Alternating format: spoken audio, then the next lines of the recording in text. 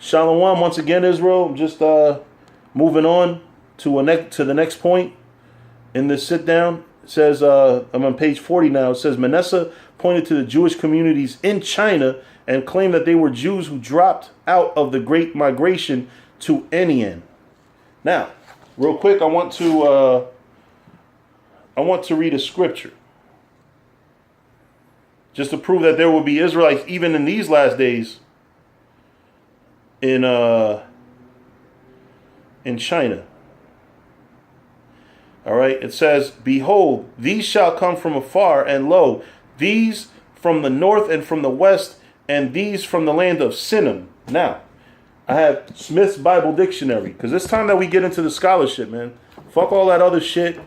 You know, a lot of brothers, they lack in scholarship. They got a lot of faith, but you got to get into the scholarship so you can teach others, man. All right, now, we just read Isaiah 49 and 12. And it mentioned that Israelites would come from Sinim. Sinim. Okay, now, I'm going to read Sinim in the Smith's Bible Dictionary. It says, a people noticed in Isaiah 49 and 12 as living at the extremity of the known world. The extremity of the known world is the Far East. Right? It says, they may be identified with the classical Sinai, the inhabitants of the southern part of China. So the land of Sinim is in the southern part of China. All right. So that's why we got to get into the scholarship. You know, we got to get into the truth. We got to get into reading more, man. You know, don't read so many books that you bug the fuck out. You know, but you have to study history, man. All right, so moving on. All right, page 45. Meanwhile, down in the middle colonies, even a man as astute as William Penn had swallowed the story hook, line, and sinker. He swallowed or believed that the Israelites, that the so-called Native Americans and the people of Latin America, so-called, were, you know, descendants of the Israelites. Now, William Penn is who the state of Pennsylvania was named after. New York Penn Station, Newark Penn Station.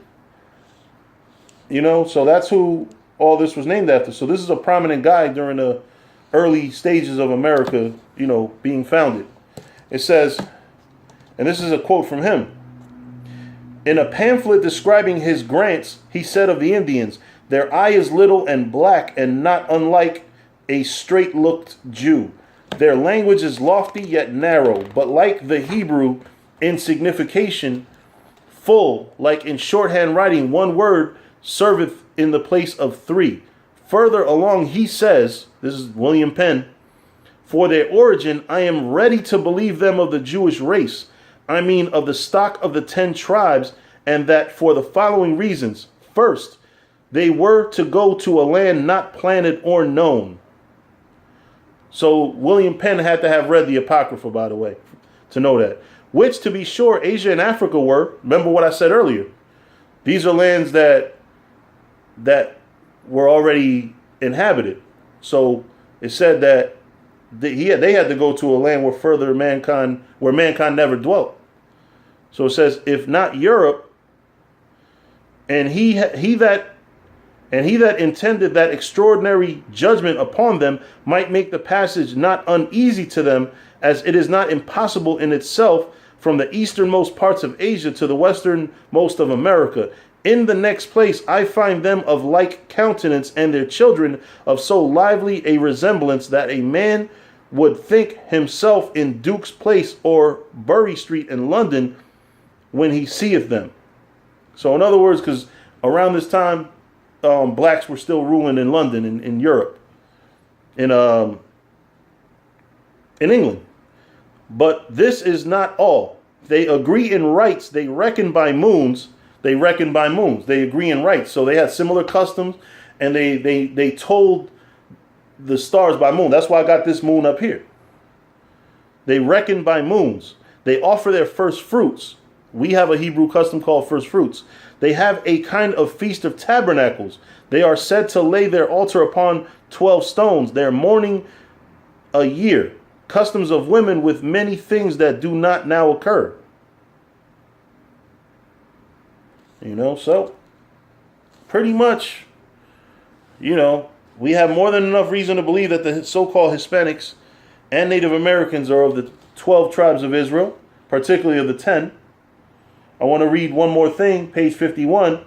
Adair was followed by Jonathan Edwards, who traced similarities in the language of the Muhekanu Indians to Hebrew.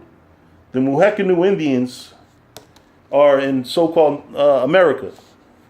Forgot what state. All right, one more. One more. You can't get around these things. Wait. I want to go back to this.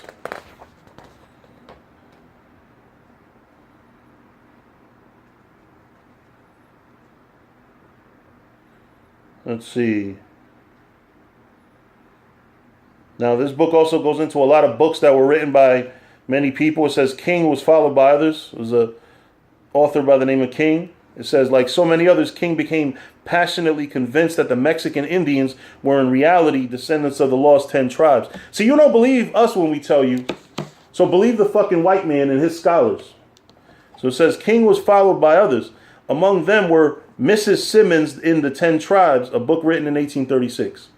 Mordecai M. Noah in Marryat's Diary in America in 1837.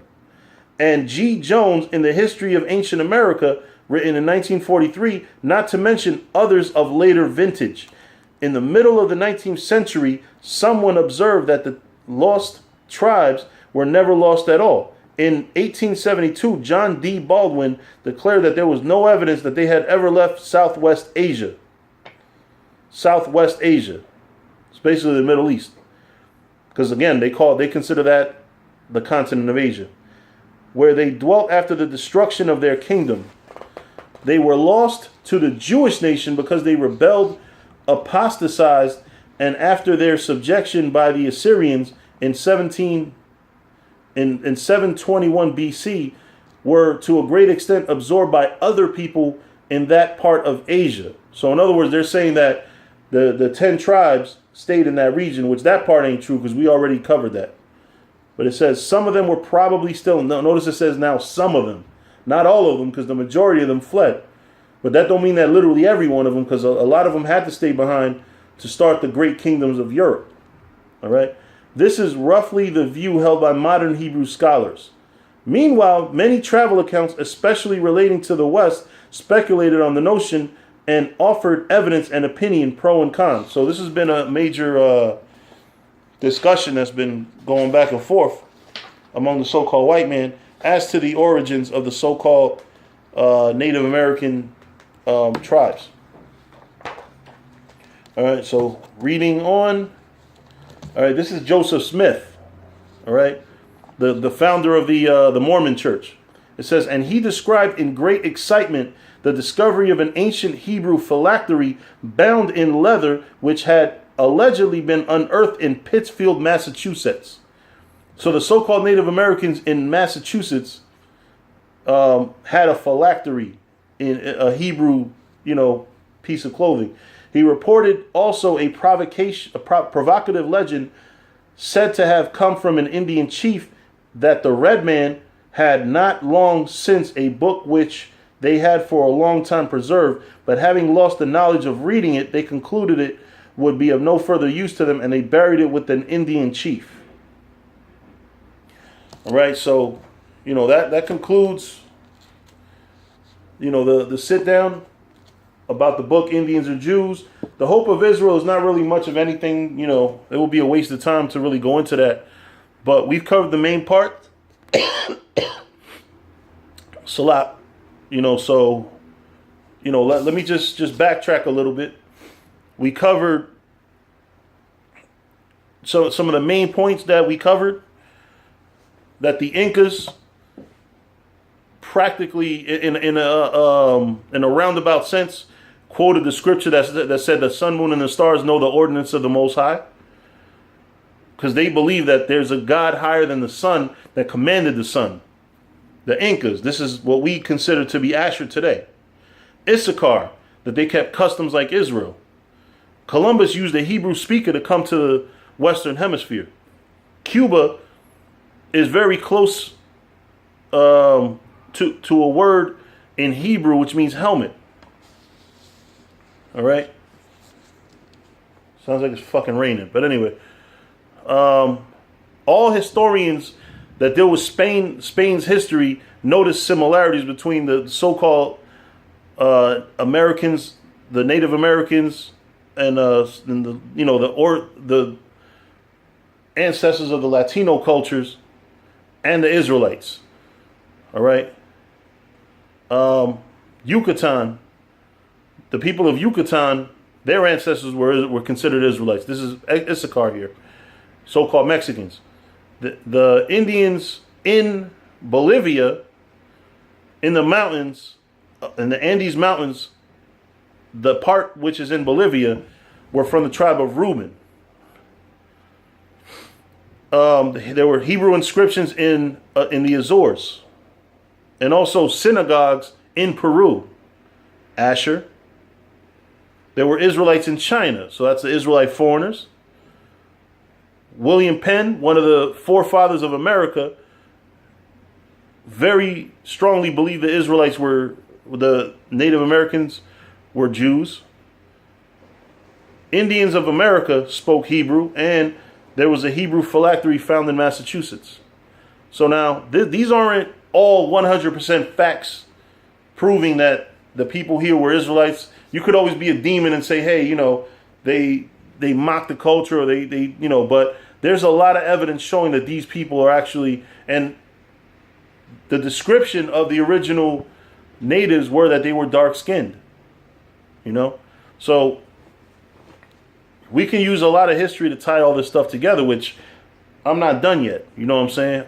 If you remember the original Men of Valor page, I had about 6-7 videos on the subject alone. This is just 3 coming out of just one book. I got a few more, and I literally just ordered, Thawada Yahweh Shah, this brother Barak from Men of Valor in Camden, posted a picture of a book, and I decided to order the book, and it's actually cheap. It's not the one by James Adair, but the other one. Forgot the name of it, but I already ordered it. It's the one that I know for a fact proves that the tribe of Joseph and the tribe of Reuben were the so-called Native Americans, or I don't want to say Native Americans because it implies that they're in Northern America, but in Central and South America, it proves that those Indians were, and other Indians close by, because it said that the tribe of Joseph is close by, that they're Israelites. You know what I'm saying? So with that, I'm going to wrap it up. I'm going to say all praises, honor, and glory to Yahweh Bahashim Yahweh Shai. Double honors to the apostles and the elders of Great Millstone. Salutations to you brothers throughout the 4 corners of the earth, teaching the truth in righteousness and sincerity, because all of you ain't sincere, and all of you ain't teaching the truth, and all of you ain't righteous. But those that are, salutations to y'all. To you Israelite foreigners, come back home to the truth. To those that passed away serving the Lord, the dead in Yahweh Shai shall arise first. I also want to say, even though we're supporting the fucking white man, with knowledge, we're supporting ourselves. You pay money for this book to the white man, but the spiritual blessings that come from going into this book and being able to help teach our people, immense. All right? I want to say shalom. And to you Israelite foreigners, if I didn't say before, come back home to the truth. To those that passed away serving the Lord, the dead in the Lord, the dead in Yahweh Shai shall arise first. Shalom.